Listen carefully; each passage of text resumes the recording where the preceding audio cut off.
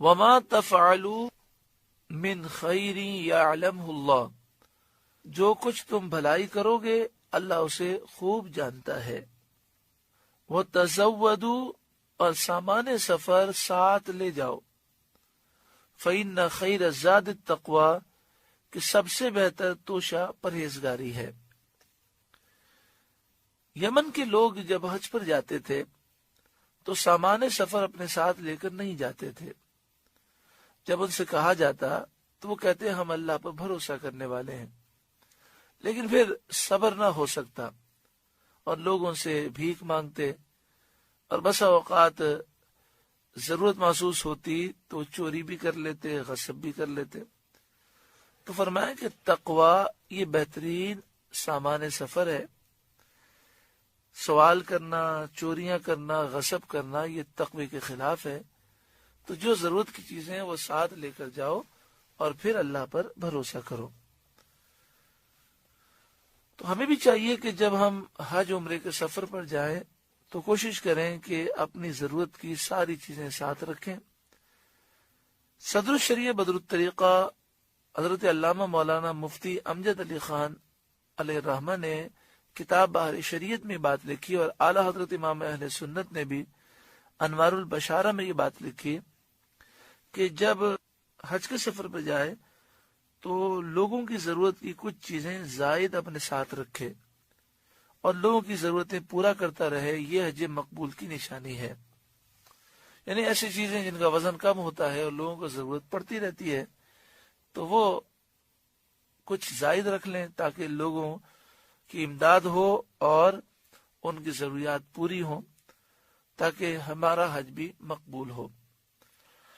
لوگوں سے سوال نہیں کرنا چاہیے، لیکن اگر کوئی سوال کرے تو دل میں خیال نہیں آنا چاہیے کہ اس نے مجھ سے سوال کیوں کیا۔ اگر ہو سکے تو اس کے سوال کو پورا کرنا چاہیے۔ اسی طرح آج کل حج پر جب لوگ جاتے ہیں تو بسا اوقات ان کی مختلف کمروں میں شیئرنگ ہوتی ہے۔ بعض لوگ تو فیملی کے ساتھ جاتے ہیں اور بعض جو ہے وہ کسی کے ساتھ اس طرح جاتے ہیں کہ وہ خود اکیلے ہوتے ہیں اور ایک کمرے میں 5 افراد ہیں، ان میں وہ شامل ہو جاتے ہیں۔ تو اس میں اس طرح لوگوں کی خدمت ہو سکتی ہے کہ محسوس ہوتا ہے کہ کمرے میں جو افراد ہیں ان کی جو ضروری چیزیں ہیں وہ انسان یا تو لے کر جائے یا وہیں سے خرید لے اور کمرے میں رکھ لے، پھر لوگ اسے استعمال کریں، جیسے کنگا ہے، تیل ہے، اسی طرح پانی ہے، اس طرح کی چیزیں کمرے میں رکھ لے اور لوگ استعمال کریں۔ تو اعلیٰ حضرت امام اہل سنت اور صدر الشریعہ کے حکم کے مطابق لوگوں کی اس طرح کی خدمت کرنے سے انشاءاللہ حج مقبول ہوگا۔ فَإِنَّ خَيْرَ الزَّادِ التَّقْوَى، بہترین زاد راہ ہے، توشہ سفر ہے، وہ تقوی ہے۔ انسان کو چاہیے کہ جب وہ یہاں سے نکلے تو سچی پکی توبہ کر کے نکلے اور اپنے دل میں اللہ کا خوف پیدا کرے، کیونکہ اس سفر میں جہاں دیگر سامان کی ضرورت ہے سب سے اہم چیز اس کے دل میں تقوی ہو۔ بعض لوگ یہاں سے توبہ نہیں کرتے اور کہتے ہیں حج کے بعد پھر گناہوں سے دور رہیں گے۔ تو اللہ تعالیٰ نے اتنا مبارک سفر عطا فرمایا تو جانے سے پہلے انسان سچی پکی توبہ کر کے جائے۔ کسی کا قرضہ لیا ہے تو وہ واپس کر کے جائے، اگر واپس کرنے کی طاقت نہیں تو اس سے اجازت لے کر جائے۔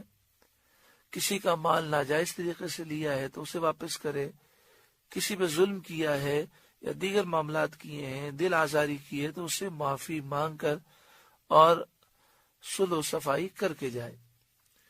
وَاتَّقُونِ يَا أُولِي الْأَلْبَابِ، اور اے عقل مندو مجھ سے ڈرتے رہو۔ لَيْسَ عَلَيْكُمْ جُنَاحٌ أَن تَبْتَغُوا فَضْلًا مِّن رَبِّكُمْ، تم پر کچھ گناہ نہیں کہ اپنے رب کا فضل تلاش کرو۔ زمانے جاہلیت میں لوگوں کا خیال یہ تھا کہ جو شخص حج کے دوران کوئی بزنس کر لے، کوئی چیز بیچ دے تو اس کا حج نہیں ہوتا۔ تو یہاں فرمایا گیا کہ تم پر کچھ گناہ نہیں کہ اپنے رب کا فضل تلاش کرو، یعنی حج کے ارکان جو ہیں وہ صحیح طور پر ادا کیے جائیں اور ساتھ میں کوئی کاروبار کر لیا جائے تو کوئی حرج نہیں ہے۔ دو چیزیں ہوتی ہیں، ایک شخص حج کے لیے گیا اور ضمناً کاروبار کر لیا، اور ایک شخص گیا ہی کاروبار کے لیے اور ضمناً حج کر لیا۔ تو یوں نہیں ہونا چاہیے، بلکہ نیت ہو حج کی اور مقصد حج کرنا ہی ہو، مگر ضرورتاً کوئی چیز خرید لے یا کوئی چیز بیچ دے اور اس سے نفع کما لے تو اس میں کوئی حرج نہیں ہے۔ فَإِذَا أَفَضْتُم مِّنْ عَرَفَاتٍ، تو جب تم عرفات سے پلٹو، اللہ اکبر۔ قرآن مجید فرقان حمید وہ منظر ہمیں یاد دلا رہا ہے کہ جب میدان عرفات میں سورج ڈوب جاتا ہے، پھر حاجی میدان عرفات میں مغرب کی نماز ادا نہیں کرتا اور پھر وہ وہاں سے مزدلفہ جاتا ہے، اور مزدلفہ پہنچ کر مغرب اور عشاء کے وقت میں ادا کی جاتی ہے۔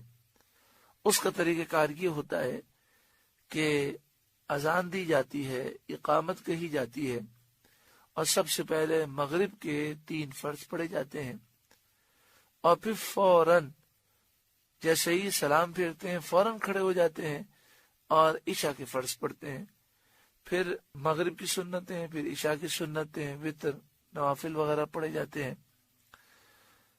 مزدلفہ میں رات کا قیام ہوتا ہے، کنکریاں تلاش کی جاتی ہیں، شیطانوں کو مارنے کے لیے کنکریاں جمع کی جاتی ہیں، اور اس میں افضل یہ ہے کہ کنکریاں